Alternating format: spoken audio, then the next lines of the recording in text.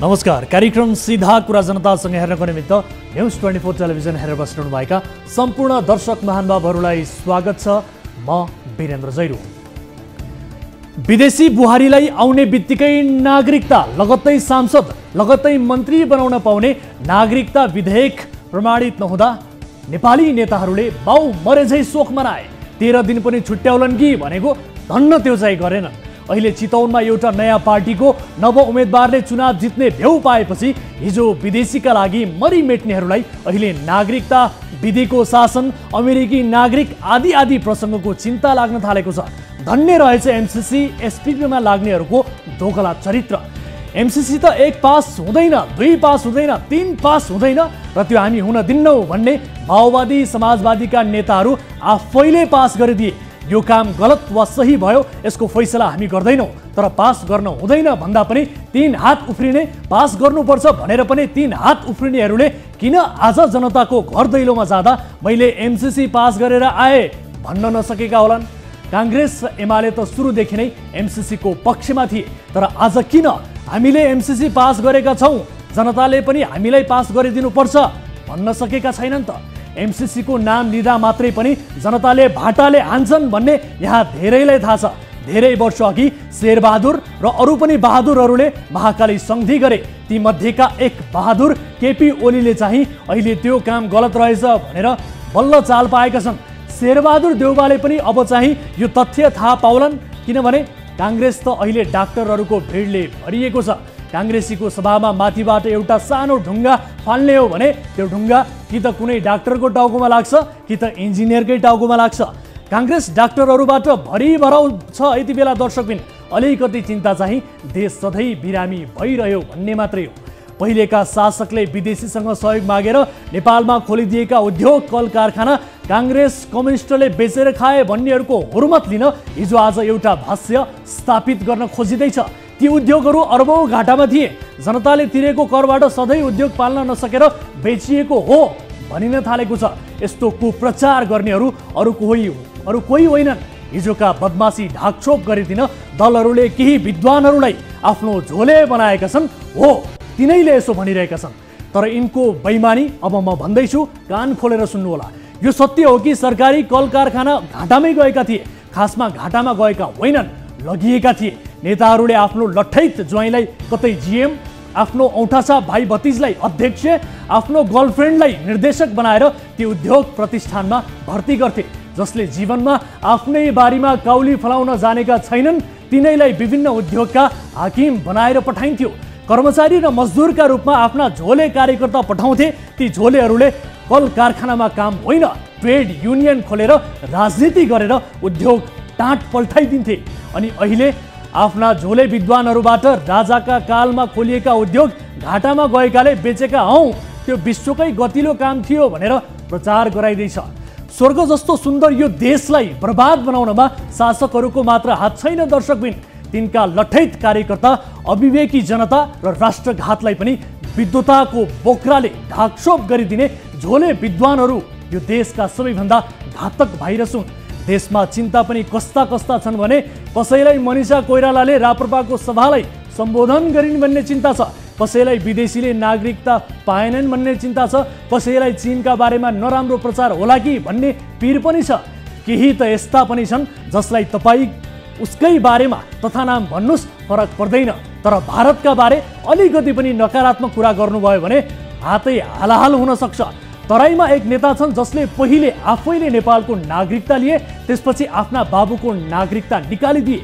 तिनको नागरिकता जाँच हुनुपर्छ भनेर युवा सङ्घले उजुरी नै दिएको थियो। पछि राजनीतिमा कसो सेटिङ भयो, विषय त्यसै सेलायो। काङ्ग्रेसबाट गृह राज्य मन्त्री भइसकेका एक नेता नेपाल र भारतका साझा नागरिक हुन्। भारततिरबाट पनि चुनाव लड्छन्, नेपालबाट पनि चुनाव लड्छन्। जसपाका अध्यक्ष उपेन्द्र यादवले त नयाँ दिल्लीलाई आफ्नो मक्का मदिना भन्ने गर्छन्। प्रचण्डले भारत नभए नेपालमा शासन गर्न सकिँदैन नै भन्छन्। नेताकै हृदयमा वारीको राष्ट्रियता छ कि पारीको छ भन्ने ठेगान नभएका बेला नागरिकताको किचलो त सानो लाग्न थालेको छ। आउनु सुरु गरौँ जनताको चासो गुनासो र प्रश्न सहितको विशेष कार्यक्रम सीधा कुरा जनतासँग।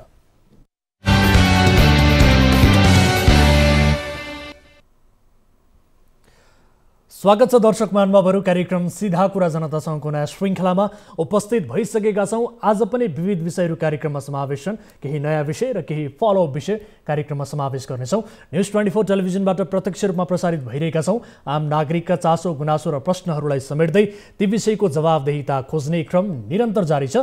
आजको कार्यक्रममा बागमती नदी किनारमा सुकुम्बासीहरू आन्दोलित जो किनारमा बसिरहेका सुकुम्बासीहरू छन् ती सुकुम्बासीहरू आन्दोलित बनेको विषयलाई प्रस्तुत गर्दैछौँ। खास गरी सुकुम्बासी बस्ती हटाउने सूचना जारी गरेपछि अहिले उनीहरू आन्दोलित बनेका छन्। यसबारेमा थप कुराकानीको प्रयास पनि आजको कार्यक्रममा हुनेछ। र यस्तै आसन्न निर्वाचनमा स्वतन्त्र रूपमा उठेका उम्मेदवारहरूबारे एक विश्लेषणात्मक रिपोर्ट हामी प्रस्तुत गर्दैछौँ। स्वतन्त्र उठेका उम्मेदवारहरूबाटै विशेष गरी दलहरूलाई कसरी लाभ भइरहेको छ यो विश्लेषण आजको कार्यक्रममा हुनेछ। र यस्तै मकवानपुरमा खोलामा अवैध उत्खनन भइरहेको प्रसङ्ग र वैदेशिक रोजगारीका लागि साउदी पुगेर दुःख भोगेका नेपालीहरूबारे एक सुखद रिपोर्ट आजको कार्यक्रममा प्रस्तुत गर्छौँ। विशेष गरी यो फलोअप रिपोर्ट हो। यसअघि हामीले प्रस्तुत गरेका थियौँ र केही सुखद समाचार प्राप्त भएको छ। त्यो सुखद समाचार आजको कार्यक्रममा देखाउनेछौँ। यसबाहेक तपाईँ दर्शक महानुभावहरूसँगको प्रत्यक्ष कुराकानीमा जोडिनेछौँ। कुनै पनि समस्या पर्नु भएको छ, कुनै पनि आपद विपदमा पर्नु भएको छ, तपाईँले हामीलाई प्रत्यक्ष रूपमा कल गरेर आफ्ना समस्याहरू राख्न सक्नुहुनेछ भन्दै कार्यक्रमको सुरुवात गरौँ ताली र गालीबाट। यसअघि हामीले सोधेको प्रश्न थियो, निर्वाचन बहिष्कारको आह्वान गर्न बागलुङमा नेपाल कम्युनिस्ट पार्टी मसालले आयोजना गरेको शान्तिपूर्ण सभामा प्रहरीले हस्तक्षेप गर्दै केहीलाई पक्राउ गरेको छ। शान्तिपूर्ण कार्यक्रममा प्रहरीले हस्तक्षेप गर्नु उपयुक्त हो भन्नेले तालीमा र होइन भन्नेले गालीमा भोट गर्नुपर्ने थियो। जसअनुसार 32.54%ले तालीमा र 67.46%ले गालीमा मत जाहेर गर्नुभएको छ। अर्थात् शान्तिपूर्ण कार्यक्रममा प्रहरी हस्तक्षेप उपयुक्त होइन भन्नेमा बढी मत परेको छ। गालीमा दर्शकहरूले बढी मत व्यक्त गर्नुभएको छ। अब ताली र गालीका लागि आजको प्रश्न यस प्रकार छ। यसपटकको फिफा विश्वकप फुटबल प्रतियोगिताका खेलहरू हेर्न दर्शकले बेग्लै 500 रुपैयाँ तिर्नुपर्ने भएको छ। यो असुली उपभोक्ता विरुद्धको लुट हो भन्नेले तालीमा र होइन भन्नेले गालीमा भोट गर्नुहोला।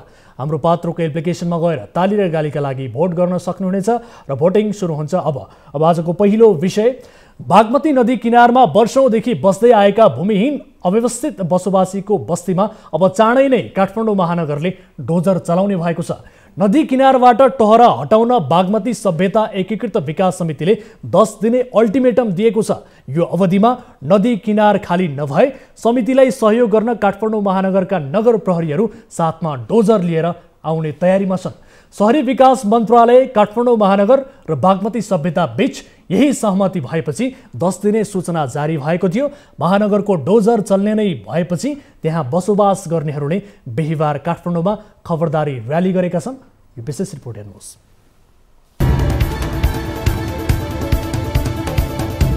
चुनाव आउन 3 दिन बाँकी रहँदा बागमती नदी किनारमा बस्दै आएका भूमिहीन तथा अव्यवस्थित बसोबासीहरूले काठमाडौँमा खबरदारी र्याली निकालेका छन्। अधिकार सम्पन्न बागमती सभ्यता एकीकृत विकास समितिले 10 दिनभित्र खोला किनार खाली गर्न सूचना निकाले लगत्तै भूमिहीनहरूले बिहिबार काठमाडौँमा र्यालीको आयोजना गरेका हुन्। हामी विकासको विरोधी हैनौं, हामी पनि विश्वको विकास चाहन्छौं। आज चुनावै पछि लाल पूर्जा दिन्छौँ, तिमीहरूलाई पुल बनाइदिन्छौँ, बाटो बनाइदिन्छौँ, तिमीहरूलाई जहाँ बसो त्यहीँ दिन्छौँ भनेर भोट माग्न चाहिँ आएका छन्, आउँछन्। तर इच्छा परे दिन्छौँ, नपरे दिँदैनौँ। हाम्रोसँग छ भोट छ, सब छ मसँग, हामीसँग। खोलाका ठाउँमा खोला छेउमा बसेका छौँ। त्यो तटबन्धले अलिकति सानो कोठा छ। अनि साँचो कुरा गर्छु बाबु, म त केही छैन। अब त्यहाँ उठाउँछ भने हामी कहाँ गएर बस्ने होला, के खाने होला। एउटा कोठै होस्, हामीलाई बास बस्न देऊ। हाम्रो त कुनै जग्गा जमिन छैन, हामी दुखी भएर बसेका हौँ।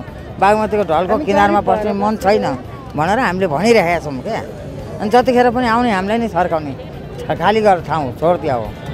राजनीतिक दलका उम्मेद्वारले भूमिहीनका बस्तीमा पुगेर विभिन्न किसिमका आश्वासन बाँडिरहेका बेला अधिकार सम्पन्न बागमती सभ्यताले 10 दिने अल्टिमेटम जारी गरेपछि नदी किनारमा बसोबास गर्नेहरू आक्रोशित भएका छन्। जहिले पनि वर्षै पछि हामीलाई यो उठाउने भन्ने चाहिँ आइरहन्छ। बर्खा लाग्यो खोलाले, हिउँदो लाग्यो सरकारले होइन। तर आज उहाँहरूले उठाउन आउँदा चाहिँ हामी चाहिँ चुप लाएर चाहिँ बस्दैनौँ। हामी के उहाँहरूले डोजर ल्याउँदा हामी चुप लाएर बस्छौँ। हिजोको दिनमा अब हाम्रो बाउ बाजे त्यहीँ बितेर गए नि, आज हाम्रा छोरा विदेशमा छन्। अब हाम्रो छोराछोरी हामीले त्यहीँ पढाछन्। के गर्नु, अब बस्नु दिएन, अब आउनै पर्यो, हिँड्नै पर्यो। न हिँडेर अलिकति पाउँछ कि हात थाप्न पाइन्छ कि भनेको। आन्दोलन गर्नुको अब हाम्रो व्यवस्था सिर्जना भयो, बाध्य भयो हामी, अनि हामी आन्दोलनमा आयौँ। किनभने यहाँ पटक पटक तपाईँको सुकुम्बासीले उठाउने धेरै अगाडि पनि तपाईँको यस्ता सूचना जारी गरेका हुन्। संयुक्त राष्ट्रिय सुकुम्बासी मोर्चा, भूमि अधिकार तथा श्रमिक संगठन, नेपाल सुकुम्बासी व्यवस्थापन सङ्घ जस्ता दर्जन बढी सङ्घ संगठनले निकालेको र्याली माइतीगढदेखि बानेश्वरसम्म पुगेको थियो। जतिखेर डोजर लाउने भन्छ सर, हामीलाई व्यवस्था गर्नु पर्यो, डोजर लाउनु भएन, थर्काउनु भएन। जति समस्याहरू त सधैँभरि सुकुम्बासी भइरहन्छ। कहिले पनि आफ्नो शरीर ठाडो गरेर हिँड्न पनि पाउँदैन, कहिले त्यस्तै समस्याहरू हुन्छ। हामी यी सुकुम्बासी हुन्, यो नेपालका जनता हुन्, नेपालका जनता यी मेरा जनता हुन् भनेर जुन सरकारले आएर काम गर्छ त्यसलाई भोट दिन्छौँ हामी। र्यालीमा उठिवासको त्रास बन्द गर, हामी विकासका विरोधी होइनौं, डोजर आतंक बन्द गर, भूमिहीन सुकुम्बासी एक हौं, मानव अधिकारको सुनिश्चित गर जस्ता प्लेकार्ड बोकेका बालबालिका समेत सहभागी भएका थिए। बागमती सभ्यताले 10 दिनभित्र खोला किनार खाली नगरे बलपूर्वक हटाइने भन्दै कार्तिक 27 मा सूचना जारी गरेको थियो। खोला किनारमा रहेकाहरू भूमिहीनहरू नै हुन् भने उनीहरूको व्यवस्थापन राष्ट्रिय भूमि आयोगले गर्नुपर्ने भन्दै बागमती सभ्यताले खोला किनार यो वा त्यो वाहनामा ओगट्न नपाइने बताउँदै आएको छ। बागमती नदी किनार खाली गर्ने, खोला क्षेत्र छुट्याउने, करिडोर र हरियाली पार्क बनाउने भन्दै समितिले धेरै अघिदेखि बस्ती हटाउने योजना बनाइरहेको थियो। पछिल्लो समय बागमती किनारमा पुराना मात्रै नभएर नयाँ चहरा पनि थपिएको समितिले दाबी गर्दै आएको छ। बागमती नदीको तीनकुनेदेखि सिनामङ्गल खण्डमा भूमिहीनहरूको बाक्लो बस्ती छ। शङ्खमुल र थापाथली खण्डमा पनि अवैध संरचनाहरू बनाइएका छन्। समितिले काठमाडौँ महानगर, शहरी विकास मन्त्रालय, उपत्यका विकास प्राधिकरण समेतको सहमतिमा 10 दिने अल्टिमेटम जारी गरेको जनाएको छ। समितिको 10 दिने अल्टिमेटम भित्रमा नदी किनारका चहरा नहटाएमा काठमाडौँ महानगरका नगर प्रहरीहरूले डोजर लिएर सो क्षेत्रमा पुग्ने बताइएको छ।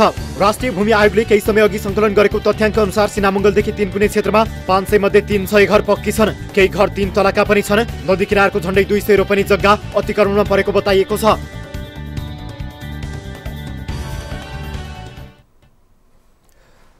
दर्शक महानुभावहरू, यस विषयमा थप कुराकानी गर्नका लागि हामीसँग जोडिनु भएको छ संयुक्त राष्ट्रिय सुकुम्बासी मोर्चाका प्रवक्ता स्मिता आचार्य। प्रवक्ताज्यू, यहाँलाई स्वागत छ कार्यक्रम सीधा कुरा जनतासँगमा। हजुर धन्यवाद। हजुर, अब तपाईहरू यति बेला आन्दोलनमा हुनुहुन्छ हैन, तपाईहरुका विभिन्न किसिमका माग छन्, देशमा चुनाव चलिरहेको छ, तर यहाँनिर एउटा जबरजस्त रूपमा उठिरहेको प्रश्न के हो भने नदी किनार भूमिहीनहरू बस्ने ठाउँ हो र यो उपयुक्त ठाउँ हो र के भन्न चाहनुहुन्छ? अब यस्तो नदी किनारा उपयुक्त ठाउँ हो र भन्ने कुरा प्रश्न नै हामीमै छ क्या। यो जुन नदी किनारामा हामी बसोबास गरेका छौँ बस्न लायक ठाउँ होइन, थाहा छ होइन, तर परापूर्व कालदेखि नै धेरै वर्ष अगाडिदेखि नै केही वासस्थान नपाइसकेको अवस्थामा बसिसकेको 50औं वर्ष बितिसक्यो। अब त्यो बसिसकेको समुदायलाई कतै न कतै व्यवस्था नगरिकन हटाउने लक्ष्य चाहिँ सही हो त? डोजर ल्याउने कुरा चाहिँ सही हो त? हेर्नुस्, हामी स्थलगत रूपमा त्यहाँ रिपोर्टिङका क्रममा पनि गएका छौँ। केही दिन अघि हामीले यसबारे रिपोर्टिङ पनि प्रस्तुत गऱ्यौँ। त्यहाँ 3 तलेसम्मका घर बनाइएको हामीले देखेका छौँ। कतिले घर भाडामा लगाएर पैसा कमाइरहेका छन्, कतिले घर बनाएका छन् त्यो घर पुरै भाडामा लगाएर आफू विदेशमा बसेका छन्। अब तिनका लागि पनि सरकारले कमाइ खाने भाँडो बनाउने जग्गा दिनुपर्ने हो त? यस्तो हो सर। हजुर, अब हजुरहरू रिपोर्टिङ गरेर जानुभएको कुरा सबैले हेरेको छ, त्यो सबैलाई अवगतै छ। तपाईँले जुन 3 तले घरको कुरा गर्नुहुन्छ, म 3 तले घरमा चाहिँ गएँ। किन भन्नुहुन्छ भने तपाईँहरू यो वास्तविक सुकुम्बासीको कुरा गर्नुभएको होला जस्तो लाग्यो। किन 3 तले घर भनिसक्नुभयो होइन? वास्तविक सुकुम्बासी भनेको के हो त? के हो वास्तविक सुकुम्बासी? आजभन्दा 50औं वर्ष 100औं वर्ष अगाडि आउनु भएको भए त एकदमै त्यो कस्तो भन्नाले हेर्न पनि मन नलाग्ने, छुन पनि घिन लाग्ने समुदायबाट माथि उठेर बल्ल एउटा स्थिति राम्रोसँगले भयो, एउटा सहरीकरणसँगै जोडिएर एउटा वासस्थान जोडेर बनेको घर हो नि त त्यो। यो कुरामा मैले यसरी जोडेँ। र तपाईँले अघि भन्नुभयो हाम्रो भाडामा लगाउने भन्ने कुरा, कहीँ कतै है। अब नेपाल भरको सुकुम्बासीहरूको मुद्दाको लागि हामी वकालत गर्छौँ, हामी बोल्छौँ र स्वयं म सुकुम्बासी बस्तीमै बस्छु। तर हेर्नुहोस्, जसले सरकारी जमिनमा नियम विपरीत बनाएर बसेर त्यसलाई कमाइ खाने भाँडो बनाएका छन्, त्यस्ताको पक्षमा पनि बोल्नुहुन्छ तपाईँहरू? भन्ने यता कता एउटा दुईटा होला नि क्या, तर त्यसलाई नै टार्गेट बनाएर आज उत्रेको 25,000 औँको जनमासलाई त प्रश्न गर्न मिल्दैन नि त, होइन र सर? होइन हेर्नुहोस् है, काठमाडौँमा घर नभएका भाडामा बस्नेहरू कयौँ मान्छे छन् जसले एउटा भाडाकै लागि पनि आफ्नो काम गरेर सङ्घर्ष गर्नुपर्ने अवस्था छ। भाडा कसरी तिरौँ भन्ने किसिमको अवस्था पनि धेरैको छ नि। तर त्यो अवस्थामा 3 तले भवन ठडाएर आफू विदेशमा बसेर घर भाडामा चलाएर यहाँ रेस्टुरेन्टलाई भाडामा दिएर यो त अलिकति मिल्दैन कि? यसलाई वास्तविक भूमिहीन भन्ने हो यस्ता व्यक्तिहरूलाई? ठिक हो, यो कुरा मिल्दैन। हजुर, तर यो कुरा मिल्दैन। तपाईँले जुन ठाउँको भिडियो लिनुभएको छ त्यो ठाउँमा कति घरधुरी छन्? त्यो घरधुरीमा एकाकता एउटा घरलाई हाइलाइट गरेर त्यो एउटा घरको मात्रै मुद्दा उठाएर सबै सुकुम्बासी बस्ती चाहिँ सबैलाई भनेका छैनौँ, तर तपाईँहरू त्यस्ताको पक्षमा पनि आवाज उठाउनुहुन्छ भन्ने मेरो प्रश्न हो के? बुझ्नु भएन? त्यस्तोको पक्षमा आवाज होइन के यो कस्तो हो भने तपाईँहरूले समाचार सम्प्रेषण गर्नुहुन्छ होइन, हाम्रै लागि गर्नुहुन्छ। तर समाचार सम्प्रेषणको लागि चाहिँ त्यो ब्यानर र बेलुका छाक टार्नको लागि पनि अर्काको घरमा मजदुरी गरेको पनि खिचिदिनुहोस् न सर होइन। अनि त्यो पीडा थाहा हुन्छ क्या। कस्तो हुन्छ भने तपाईँहरूले जहिले पनि तपाईँ भन्न आएछ जहिले पनि वास्तविकको कुराहरू गरिन्छ होइन कि वास्तविक सुकुम्बासी भनेको चाहिँ के हिजो त्यो बाटोमा कटौरा थाप्न लायकको मान्छेलाई मात्रै वास्तविक सुकुम्बासी भनेर गइरहने त? त्यसो होइन नि त। तपाईँ यो आजभन्दा 50औं वर्ष अगाडि प्लास्टिकबाट बिस्तारै सहरीकरणसँगै जोडेको छु है मैले। पहिला जुन बस्न नहुने ठाउँ हेर्न नहुने ठाउँलाई बस्न योग्य बनाएर प्लास्टिकबाट बिस्तारै नर्कटमा पुग्यो, नर्कटबाट बिस्तारै बाँसमा पुग्यो, त्यस पछाडि बिस्तारै जस्तामा पुगेर बिस्तारै सुन्दर घर बनाएको हो क्या। त्यो घर बनाउँदाखेरिको के कति पीडा छ, कति ऋण छ, यो किन बनाइयो भन्ने कुरा नै सबैले निहालेर हेर्नुपर्छ। किनकि सुन्नुहोस् त्यो कुरा क्लियर गर्नै पर्छ क्या। थापथलीमा डोजर लागे पछाडि हामीलाई के डर भयो भने थापथलीमा झाप्रो भएको भएर भत्काएको हो कि हामीले ऋणपन गरेर अलिकति सुन्दर बनाउन पर्ने हो कि झाप्रो भएको भएर सुकुम्बासी भएर पेल्ने हो कि भन्ने पीडाले नै बनाएको छ नि सर हामीले घर। ठिक छ, तर अब तपाईँहरूको मुद्दा त विशेष गरी राष्ट्रिय भूमि आयोगसँग जोडिनुपर्ने। तपाईँहरू कहिले महानगर जानुहुन्छ, कहिले चाहिँ तपाईँहरू बागमती सभ्यता समितिसँग तपाईँहरूको जुहारी चल्छ। तपाईँहरूको मुद्दा त विशेष गरी तपाईँहरूको माग राष्ट्रिय भूमि आयोगसँग जोडिनुपर्ने हो। हामीलाई जमिन खै, हामीलाई भूमि खै भनेर तपाईँहरूले त्यहाँ गएर भन्नुपर्ने हो नि त। खै तपाईँहरू त कहिले महानगर जानुहुन्छ, कहिले समितिसँग सिङ्गोरी खेल्नुहुन्छ, के हो यो? अलिकति मिलेन कि? यस्तो छ हजुर। होइन तपाईँले भनेको कुरा आयोग राष्ट्रिय भूमि आयोगसँग हाम्रो मुद्दा मिल्छ र राष्ट्रिय भूमि आयोगले नै हाम्रो समस्या समाधान गर्ने भनेर काठमाडौँ जिल्ला आयोग पनि बनेको छ। केही कुरा अगाडि पनि बढेको छ। राष्ट्रिय भूमि आयोगले काम गरिरहेको अवस्थामा काम गर्ने भनेर यो 35 सूचना धरै जारी गरिसकेको अवस्थामा चाहिँ बागमती ढलसार समितिले किन सूचना जारी गरेछ? जसले उठीवासको सूचना जारी गर्छ त्यहाँ ज्वारी खेलिँदैन त? जुन सम्बन्धित निकायले जबरजस्ती उठीवासको सूचना जारी गर्छ, घर घरमा ढकढकाएर माइकिङ गरेर घर खाली गर भनेर सूचना जारी गर्छ भने त्यहाँ ज्वारी नखेलेर कहाँ जाने त? अनि आयोग जाने? हेर्नुहोस् है, अब तपाईँहरूलाई 10 दिनको अल्टिमेटम छ। अब तपाईँहरू के भयो भने चाहिँ त्यो ठाउँ खाली गर्नुहुन्छ, किनभने त्यहाँ त डोजर लाग्ने स्थिति छ। तपाईँहरूको माग चाहिँ के हो? काठमाडौँमै जग्गा चाहियो भन्ने हो कि अथवा भनौँ न 3 महिनासम्मको भाडा चाहियो, त्यस पछाडि कुनै एउटा ठाउँ चाहियो भन्ने हो कि के छन् त? भन्नुहोस् त, के भयो भने तपाईँहरू त्यो नदी किनारको जमिन चाहिँ छाड्नुहुन्छ? यस्तो नदी किनारको जग्गा छाड्नु भनेर यसरी तपाईँले अहिले जसरी बोलिरहनु भएको छ त्यसरी नै 10 दिनको अल्टिमेटमलाई पनि हामी क्रस गर्नको लागि आज विरोध र्याली सभा गरेका छौँ। हामीले यो नदीको किनारको डिलमै लालपूर्जा भने होइन क्या? हजुर, लालपूर्जा खोलाको किनारको डिलमै भने होइन, तर खोलाको मापदण्ड छोडेर बनेको घरहरूलाई त त्यही स्थायित्व गर्नु पर्यो नि, त्यही पूर्जा दिनु पर्यो नि। यो एउटा वास्तविक कुरा छ। र अर्को चाहिँ जहाँ खोलाको डिलमै परेको छ त्यहाँको समुदायको हकमा र त्यो बस्तीवासीहरूको हकको अधिकारको कुरामा बिना विकल्प उठीवास गर्छ भने हामी योभन्दा नि कडा आन्दोलन गर्न तत्पर छौँ कि जबरजस्ती उठीवास गर्न पाइँदैन। किनकि थापथलीमा नि धेरै वर्ष अगाडि डोजर लागेकै हो कि खाली भए त ठाउँ त्यो मानवतासँग जोडिएको एथिक्स हुँदैन, त्यो त्यहाँ बस्ने मानिसहरूको चाहिँ एउटा अधिकार हुँदैन।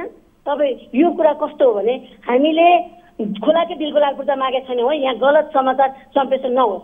खोलाको किनारमा बसोबास गर्ने समुदाय र बस्तीवासीहरूलाई ठिक छ, नदीभन्दा बाहिर क्षेत्रमा परेको जग्गामा तपाईँहरू यति लामो समयसम्म बस्नु भएको छ, तपाईँहरूले उल्टै सरकारलाई पैसा तिर्नु पर्नेमा चाहिँ सरकारले तपाईँहरूलाई उल्टै जग्गा दिनुपर्ने हो त? यो प्रश्न पनि उठ्छ नि त सर। एकदम यसमा म कहाँनिर आएँ भने हजुर सरकारको जग्गा भनिरहनु भएको छ नि तपाईँले आज। हजुर। तपाईँहरूले हामी सुकुम्बासी बस्तीहरूलाई त एकदम धन्यवाद दिनुपर्ने हो, किनकि समयमा आएर यो सुकुम्बासी बस्तीहरू हामीहरू आएर नबसेको भए नि तपाईँहरूले समाचार सम्प्रेषण गर्दा होस् या सरकारी निकायले बोल्दा होस् सुकुम्बासी बस्ती भनेर आफ्नो सरकारी जग्गा भन्न पाउने स्थिति रहँदैन थियो। सबै माफियाले ओगटेर नामसारी गरेर खाइसकेका हुन्थे। हामीले विगत कति त जेल पनि गएका छन्, त्यसरी खानेहरू जेल पनि गएका छन्। हजुर, हामीले संरक्षण गरिदिएको हो क्या नेपाल सरकारको जग्गा। यो नेपाल सरकारको जग्गालाई हामीले संरक्षण गरेर हामी धेरै वर्ष अगाडिदेखि नै बसोबास गर्दै आएको, जुन बेलामा यो ठाउँलाई बस्न योग्य बनाएर हामीले सरकारी जग्गा संरक्षण गरे हो। ठिक छ, अब हेर्नुहोस् है, तपाईँहरूले संरक्षण गरे बापत तपाईँहरूलाई अब पैसा दिनुपर्ने हो कि सरकारले, के हो त? अब तपाईँहरूको ठ्याक्कै भन्नुहोस् न, पोइन्ट भन्नुहोस् न, तपाईँहरू छोड्दै नछोड्ने हो कि के हो त? तपाईँ नै पैसा भनिरहनु भएको छ क्या, तपाईँ नै पैसा भनिरहनु भएको छ है। अब तपाईँले नै पैसाको कुरा गर्नु भएको छ। मैले चाहियो, भाडामा बस्नु पर्यो, सबै कुरा चाहियो नि त, सबै कुरा त पैसै हो। यस्तो यसरी यो कुरा समुदायलाई अब त्यहाँ ठाउँ खाली गर्नु पर्यो नि त तपाईँहरूको हकमा, र काठमाडौँवासी धेरै मान्छेको इच्छाको कुरा बागमती किनारा खाली हुनु पर्यो, यही हो नि त तपाईँहरूको भनाइ चाहिँ के हो? तपाईँले छाड्दै नछाड्ने हो? सुन न, होइन यस्तो छ, बागमती किनाराको बस्तीलाई खाली गराउनु अगाडि नै त्यो बस्तीहरूलाई व्यवस्थापन गर्नको लागि अर्को वैकल्पिक उपाय सोच्न सकिन्न? सिधै डोजर लगेर चाहिँ खाली हुन्छ कुनै ठाउँ?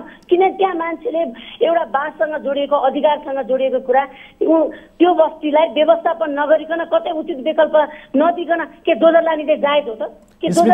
स्मिताजी सुन्नुहोस् है, तपाईँहरूको व्यवस्थापन गर्छौँ, तपाईँहरूलाई लाल पूर्जा दिन्छौँ, तपाईँहरूको बस्ती व्यवस्थापन गर्छौँ भन्नेहरूले अहिलेसम्म तपाईँहरूसँग कति भोट मागे, कुन नेताले मागे? तिनीहरूसँग गएर माग्नुहोस् न, तपाईँहरू सक्नुहुन्छ? ए सर यो जसले यो सूचना जारी गरिरहेछ नि त्यो पनि विभिन्न राजनीतिक दलका नियुक्तिकर्ता नै हुन् क्या। यो राज्य चलाउने नै राजनीतिक दलका व्यक्तित्वहरू हुन्।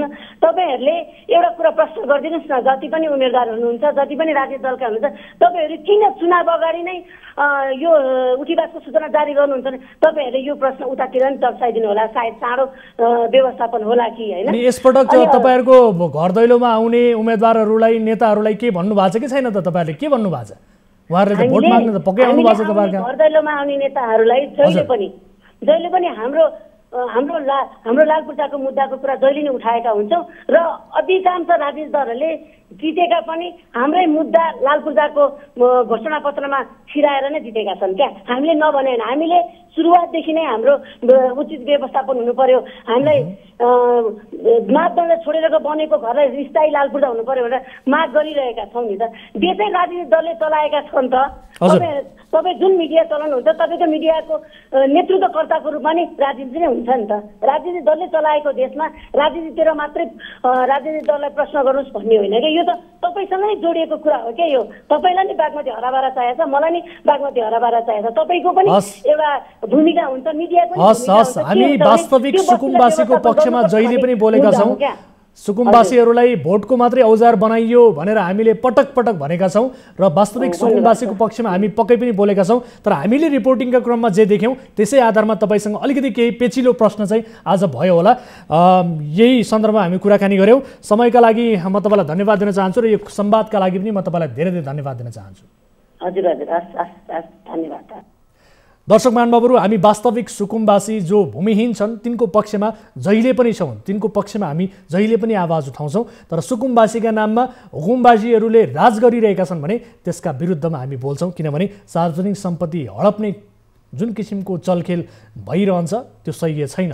यद्यपि हामीले यसअघि पनि सुकुम्बासीका नाममा त्यहाँ हुकुमबासीहरूले कसरी व्यापार गरिरहेका छन्, कसरी सार्वजनिक जग्गालाई कमाई खाने भाडो बनाएका छन्, त्यो हामीले स्थलगत रूपमा देखेका थियौँ, दर्शकहरूलाई पनि देखाएका थियौँ। सोही आधारमा आज हामीले केही पेचिलो प्रश्न पक्कै गरेका हौँ र यद्यपि उहाँहरूको तर्फबाट अब यो जमिनलाई नछाड्ने अडान आएको छ भने सरकारले भने 10 दिनभित्र जसरी पनि हटाउने भन्ने किसिमको अल्टिमेटम दिएको छ। यो विषयलाई हामी पक्कै पनि फलोअप गर्नेछौँ। यति बेला देशमा चुनाव लागिरहेको छ, अर्कोतर्फ घर दैलोमा जाने उम्मेदवारहरूले उनीहरूलाई व्यवस्थापन गर्ने, लाल पूर्जा दिने भन्ने किसिमका आश्वासनहरू बाढी नै रहेका छन्। अब अर्को विषयतर्फ यहाँहरूको ध्यान आकर्षण म यति बेला गराउन चाहन्छु। स्थानीय तहको निर्वाचनपछि स्वतन्त्र रूपमा उम्मेदवारी दिए पनि चुनावमा सफलता पाउन सकिन्छ भन्ने धेरैले ठाने नभन्दै यसपटक स्वतन्त्र उम्मेदवारहरूको बाक्लै भिड विभिन्न निर्वाचन क्षेत्रमा देखिएको छ। विशेष गरी काठमाडौँ उपत्यकामा स्वतन्त्र उम्मेदवारहरूको लहर छ, तर उनीहरूप्रतिको आकर्षणको लहर मतदातामा छ कि छैन त? परम्परागत राजनैतिक दलहरूबाट दिक्क भएका कतिपय मतदाता विकल्प खोजिरहेका छन्। यसपटक मतदाताले राम्रा विकल्प पाएका छन्, तर ती विकल्प 1-2 होइन, दर्जनमा हिसाब हुने गरी उपलब्ध छन्। वैकल्पिक उम्मेदवारहरूमा मत बाँडिदा त्यसको स्वाभाविक लाभ साबिककै दलहरूले पाउने सम्भावना पनि छन्। स्वतन्त्र उम्मेदवार, मतदाता र मतदाताको मनोविज्ञानलाई समेत आधार बनाएर तयार पारिएको यो विशेष रिपोर्ट हेर्नुहोस्। गएको स्थानीय तह निर्वाचनमा काठमाडौँ, धरान र धनगढीमा स्वतन्त्र उम्मेदवारहरू विजयी भएपछि सुरु भएको स्वतन्त्र उम्मेदवारहरूको लहर यसपटकको प्रतिनिधि सभा र प्रदेश सभा निर्वाचनमा पनि देखिएको छ। तर स्वतन्त्र उम्मेदवारहरूकै भिड बढेपछि परम्परागत दलहरूको विकल्प खोजिरहेका उम्मेदवार छान्ने मुडमा रहेका मतदाताको मत बाँडिएमा त्यसको लाभ प्रमुख दलका उम्मेदवारलाई हुन सक्छ। व्यवस्थापन गर्न सकिन्थ्यो, तर फेरि तपाईँ हामीले बुझ्नुपर्ने चाहिँ के भने यो 74 सालको निर्वाचनमा नि थियो क्या सर। तपाईँ हामीले नजरअन्दाज गऱ्यौँ, नदेखा जस्तो गऱ्यौँ, काउन्टै गरेनौँ। अहिले केही मान्छेहरू जित्या भएर चाहिँ हामीले काउन्ट गरिरहेका छौँ। मलाई केही म्यानेज गर्न अझै सकिन्थ्यो भन्ने त लाग्छ। हेर्नुहोस्, काठमाडौँ उपत्यकाका 3 जिल्लाका 15वटा निर्वाचन क्षेत्रबाट मात्र 140 जना स्वतन्त्र उम्मेदवार चुनावी मैदानमा छन्। काठमाडौँ क्षेत्र नम्बर 4 र 5 मा सबैभन्दा धेरै समान 14 जना स्वतन्त्र उम्मेदवारले उम्मेदवारी दिएका छन्। अर्कोतिर आफूलाई वैकल्पिक शक्ति ठानिरहेका दलका उम्मेदवार पनि छन्। प्रमुख राजनैतिक दलका एक छापे मत नबाँडिने र लरबरिन सक्ने मत स्वतन्त्रमा बाँडिने अवस्था भयो भने पुरानै शक्तिका लागि फलदायी हुन सक्छ। यो सम्भावनालाई स्वतन्त्र उम्मेदवारहरूले पनि स्वीकार गरेका छन्। यसपटकको निर्वाचनमा मतदाताले मन बदलेका छन् भन्न सकिने धेरै कारणहरू छन्। नचग्यादेखि यसपटक नयाँलाई हेर्ने अभियान र मनोविज्ञानले पनि काम गरेको छ, तर नयाँ नै धेरै हुँदा मतदाता अलमल हुनु स्वाभाविक बनेको छ। कसलाई दिने कसलाई नदिने हामी नै अन्यलमा छौँ। अब बालेन जस्तो भएको पो सबै देशको विकास हुन्छ भनेर उसलाई दिन, उस्तै मान्छेलाई दिनलाई हामीलाई पनि जाँगर चल्थ्यो कि अहिले हामी अन्यलमै छौँ। अघिल्लो निर्वाचनमा नयाँ शक्ति पार्टी र साझा विवेकशील पार्टीलाई वैकल्पिक राजनैतिक शक्तिका रूपमा लिइएको थियो। नयाँ शक्तिका बाबुराम भट्टराईको अस्थिर क्रियाकलाप र साझा विवेकशीलका रविन्द्र मिश्रको विगततर्फको यात्राले वैकल्पिक राजनीतिलाई एक प्रकारले पूर्णविराम लगाइदिएको छ। तर पनि जनताको रोजाइमा नयाँलाई अवसर दिनुपर्छ भन्ने चाहिँ छ।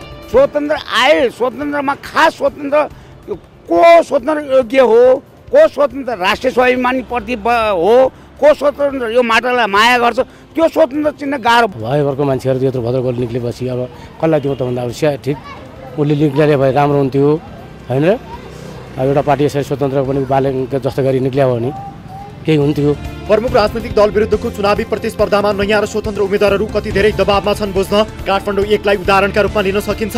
काठमाडौँ 1 सानो भूगोल र धेरै जनसङ्ख्या रहेको क्षेत्र हो। यस क्षेत्रमा 11 जना स्वतन्त्र सहित 32 जनाले उम्मेदवारी दिएका छन्। 2051 सालदेखि निरन्तर चुनाव जित्दै आएका प्रकाशमान 5औं पटक चुनाव जित्ने दाउमा छन्। उनलाई मुख्यतः राप्रपाका वरिष्ठ उपाध्यक्ष रविन्द्र मिश्र, नेकपा एमालेका युवा नेता किरण पौडेल, राष्ट्रिय स्वतन्त्र पार्टीबाट पुकार बम, नेपाल सुशासन पार्टीका अध्यक्ष रमेश खरेल लगायतले चुनौती दिन खोजिरहेका छन्। 45,018 जना मतदाताको मन जित्न सबै उम्मेदवार घर दैलो गरिरहेका छन्। तर वैकल्पिक शक्तिको भोट विभाजित हुने भएपछि कांग्रेसकै मतले पनि सिंह सुविधाजनक अवस्थामा रहने आकलन छ। दर्शकहरू, प्रतिनिधि सभा र प्रदेश सभाका प्रत्यक्षतर्फ 495 उम्मेदवार छानिँदैछन्। प्रतिनिधि सभाका 165 सिटका लागि 2179 उम्मेदवार चुनावी मैदानमा छन्। यीमध्ये 165 उम्मेदवार छान्न 1,79,88,570 मतदाता सूचीकृत छन्। स्थानीय तहको निर्वाचनमा केही पालिकामा जनताले नयाँ स्वाद खोजेको देखियो। परम्परागत राजनैतिक शक्तिको विकल्पमा जनता नयाँलाई हेर्ने मुडमा छन्, तर विश्वास गर्न सकिने गरी कतिपय अवस्थामा नयाँ उम्मेदवार मैदानमै देखिँदैनन्। केही स्थानमा त नयाँ वा विकल्पका रूपमा प्रस्तुत भएकैहरूकै भिडभाड हुन्छ। धेरैजना स्वतन्त्र उम्मेदवार भएपछि मतदाता पनि को ठिक को बेठिक भन्ने छुट्याउन नसक्ने अवस्थामा छन्। देशभर जनताको मनोभावना के छ त? राष्ट्रिय सरोकार समूह नेपाल नामक एक अनौपचारिक समूहले देशका 11 जिल्लाका 35 क्षेत्र पुगेर जनताको भावना बुझ्ने काम गरेको छ। समूहका सदस्य मध्येका एक डाक्टर सुरेन्द्र भण्डारी अहिले हाम्रो टेलिफोन सम्पर्कमा हुनुहुन्छ। यसबारे उहाँसँग थप कुराकानी गर्छौँ। डाक्टर साहब, यहाँलाई स्वागत छ कार्यक्रम सीधा कुरा जनतासँगमा। धन्यवाद हजुर। अब यसपटकको निर्वाचनमा जनताले कस्तो किसिमको परिवर्तन खोजेका छन्, तपाईँहरूको अध्ययनले के देखायो? यहीँबाट सुरु गरे। धन्यवाद हजुर। नागरिकहरूको निर्वाचनप्रति धेरै ठुलो उत्साह छैन। हजुर।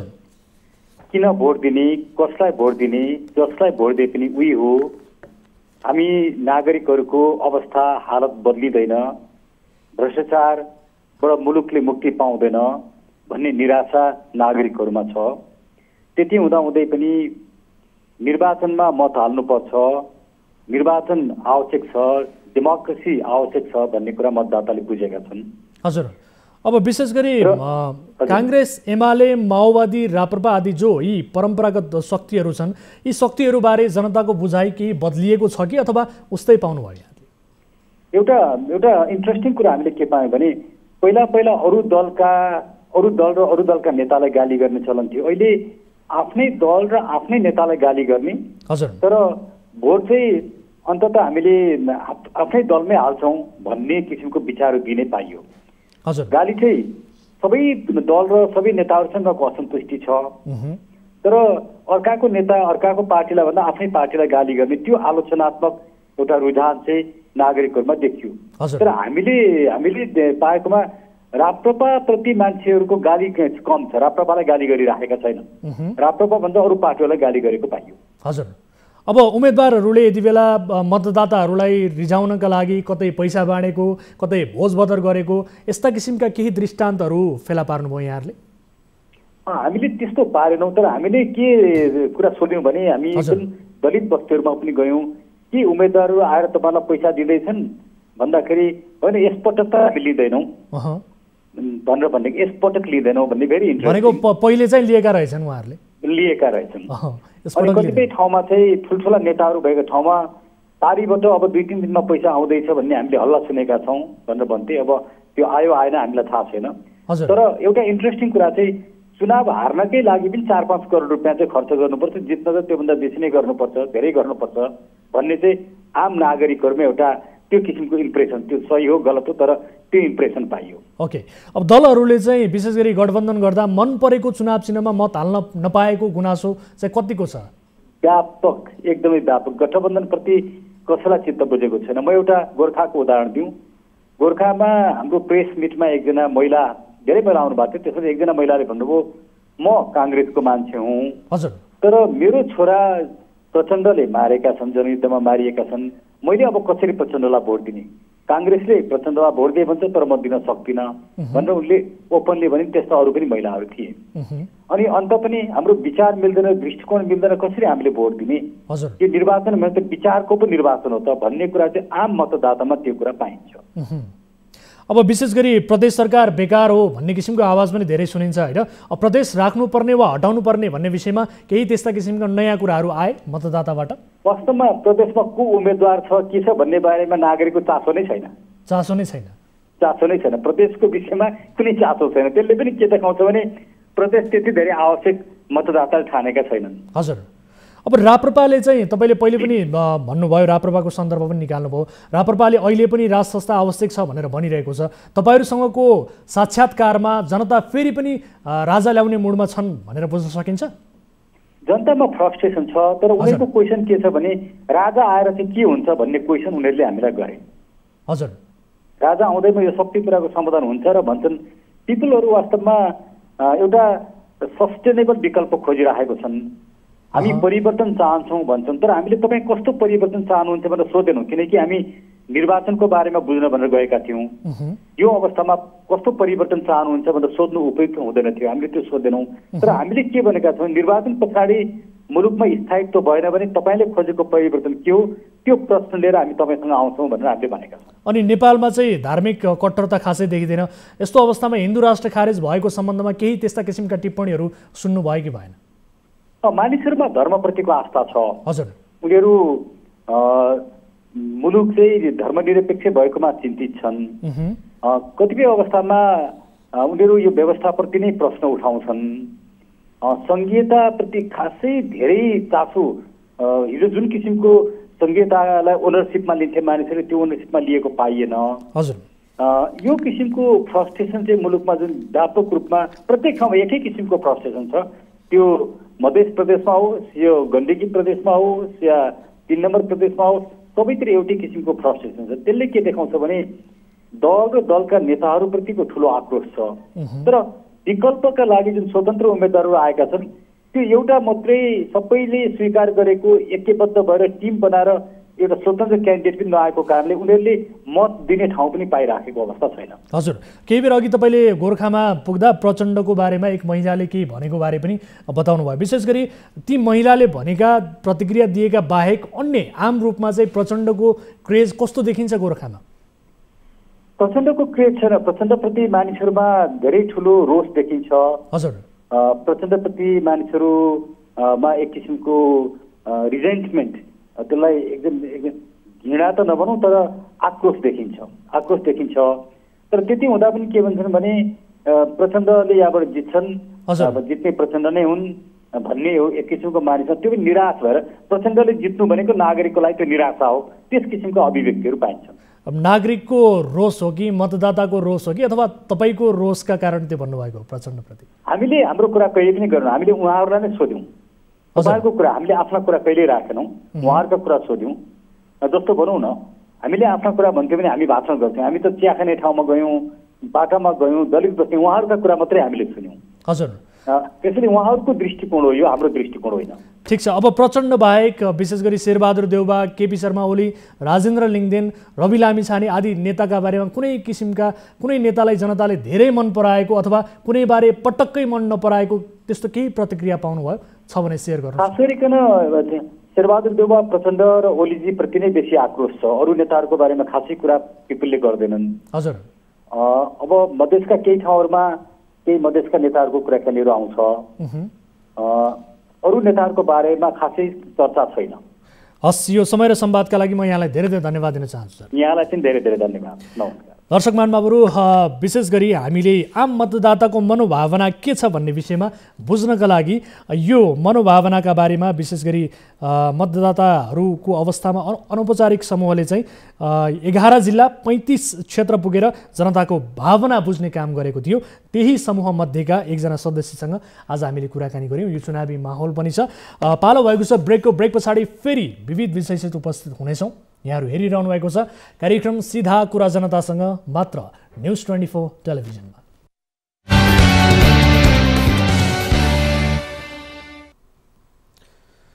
दर्शकहरू, ब्रेकपछि स्वागत छ कार्यक्रम सीधा कुरा जनतासँगमा। अब अर्को विषय, मकवानपुरका खोला नदीमा खुलेआम नियम विपरीत क्रसर उद्योग चलेका छन्। यस्ता उद्योग चलाउने मध्येका एकले हामीलाई नै भने मेरो मात्र होइन 10-12 वर्षदेखि सबै मापदण्ड विपरीत नै चलेका छन्, तर यस्तो हुँदा पनि प्रहरी प्रशासनले दुःख दिएको चाहिँ छैन।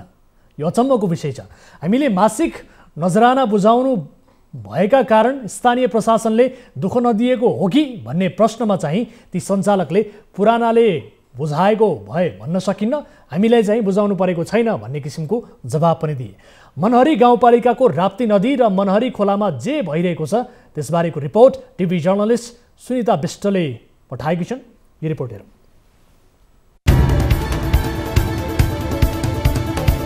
मनहरी बजारबाट 2 किलोमिटर मात्रै भित्र मनहरी खोलाको किनारमै रहेको दारिमबास क्रसर वासिङ सप्लायर्सले नियम विपरीत खोलाको उत्खनन गरिरहेको थियो। न्युज 24 टेलिभिजनको टोली सो क्षेत्रमा पुग्दा मनहरी खोला किनारमा 4वटा ट्र्याक्टरमा बालुवा झिकेर क्रसरमा थुपार्ने काम भइरहेको थियो।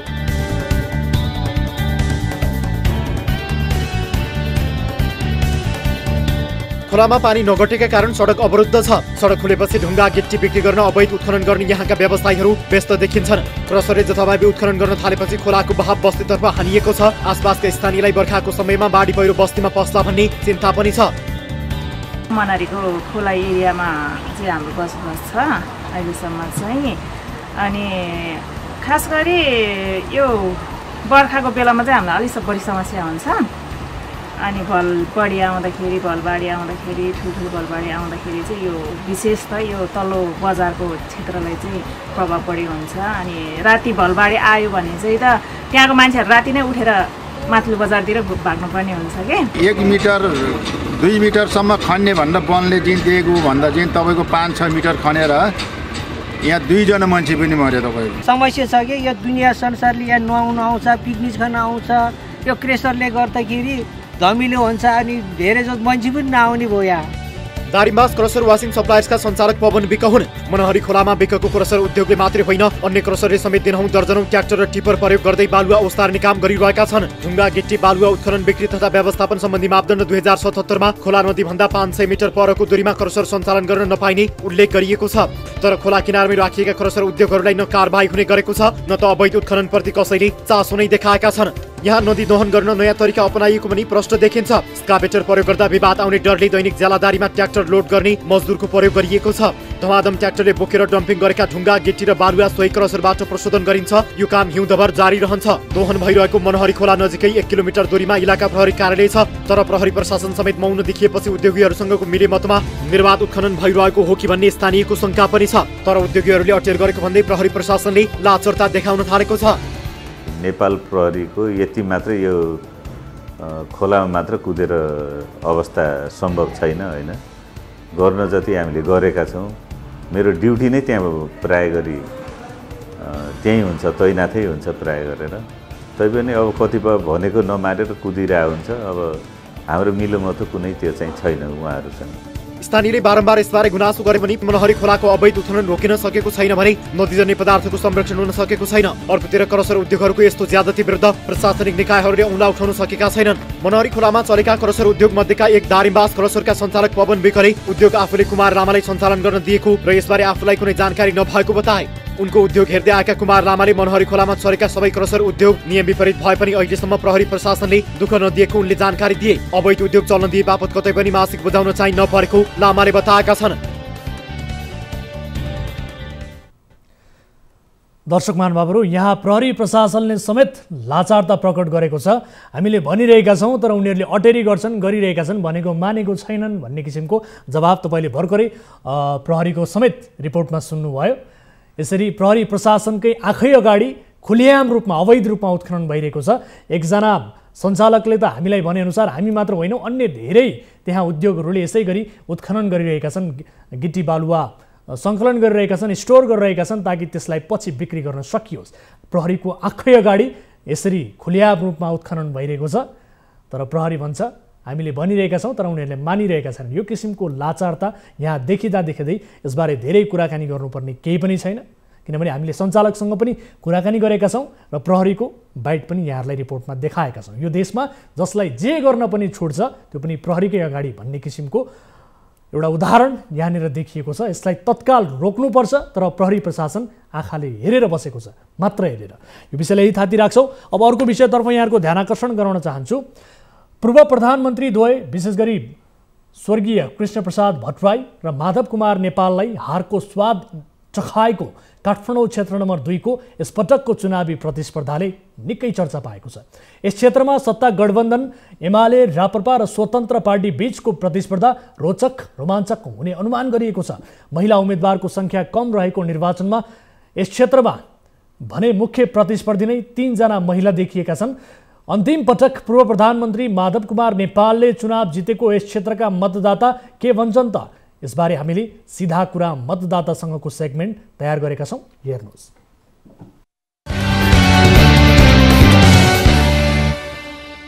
इतिहासदेखि नै राष्ट्रिय राजनीतिलाई तरङ्गित बनाउँदै आएको काठमाडौँ क्षेत्र नम्बर 2 को चुनावी प्रतिस्पर्धा रोचक मोडमा पुगेको छ। नेकपा माओवादी केन्द्रकी नेत्री ओन्सरी घरती, नेकपा एमालेका नेता मणिराम फुयाल, राप्रपाकी नेत्री कुन्ती पोखरेल र राष्ट्रिय स्वतन्त्र पार्टीबाट उम्मेद्वार बनेकी सोभिता गौतम बीच कडा प्रतिस्पर्धा हुने अनुमान गरिएको छ। 82,000 मत आफ्नो पक्षमा पार्नको लागि 29 जना उम्मेद्वार चुनावी मैदानमा छन्।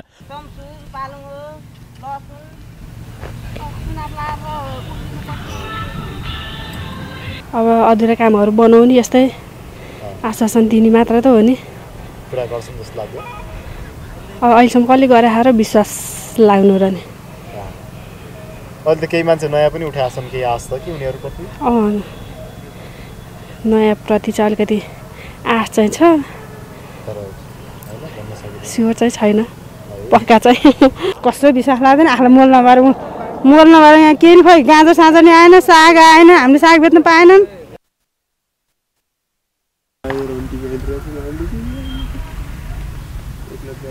अनि तपाईँ त यहाँ काम गर्दै हुनुहुन्छ, चुनाव लागिसक्यो, चुनाव पर्सिको चुनाव छ, के छ नेताहरू भोट माग्न आयो कि नै घरमा? के भन्छन् भोट माग्न आउँदाखेरि? भोट माग्न आउँदा के भन्नु अब यही भोट हाल्नुपर्छ भन्छ के छ टाइममा मल पाउनुभयो तपाईँहरूले के मल पाउनु विदेश जानु नपरे हुन्थ्यो हाम्रा छोरा भाइहरू यहीँ रोजगारीको वातावरण सिर्जना हुनु पर्थ्यो अब गरी खाने मेल हो केही न केही हुनु पर्थ्यो त्यो यहाँ हुन सकेन नेताहरू कुर्सीमा पुगेपछि आधा दिनभरिमा मलाई म यहाँको भोटर छैन तर 15 जना नेताले नमस्कार गरे मैले आशीर्वाद दिएँ ल ठिक छ भने अब चुनावको भोलिपल्ट नि केही काम पर्यो भने खुट्टा मोल्नुपर्छ हामीले त्यति गर्दा नि काम हुँदैन यो किन खानिराखेको जस्तोको त्यस्तो म पनि हिँड्न सक्दैन म हिँड्न सक्दैन यो खुट्टा भाँचेर मेरो त आफै हाल्छु हाल्नु त छोराछोरीले योमा हाल भन्नुहुन्न भन्छ बाटो बनाउँछु भन्छ कि भन्दैन भोट नलिएसम्म यो गर्छु त्यो गर्छ भने भोट लिएसम्म फर्केर हेर्दैन अब स्वतन्त्रलाई दिउँ भन्दा एउटै क्षेत्र 6-7 जना उठेका छन् कसलाई दिनु सबै नयाँ यङ छन् सबैलाई दिउँ लाग्छ अब सबैलाई दिँदा सबैले हार्छन् अब पुरानालाई दिउँ भने जुन जोगी आयो कानै चिरिएको भने जस्तो काङ्ग्रेस एमाले माओवादी राप्रपा अब मङ्सिर 4 मा निर्वाचन छ मतपत्रले भरिएका पेटिका नखुलेसम्म जनताको अभिमत के छ भन्ने यकिन हुँदैन स्वतन्त्रहरूको भिडभाड भएको यसपटकको निर्वाचनमा जनमत कता ढल्किन्छ यसको कौतूहलता मेटाउनको लागि हामीसँग धैर्य गर्नुबाहेक अरू विकल्प छैन तर जनतासँग हालका लागि धेरै विकल्प छन् हेरौँ जनताले छान्छन् कसलाई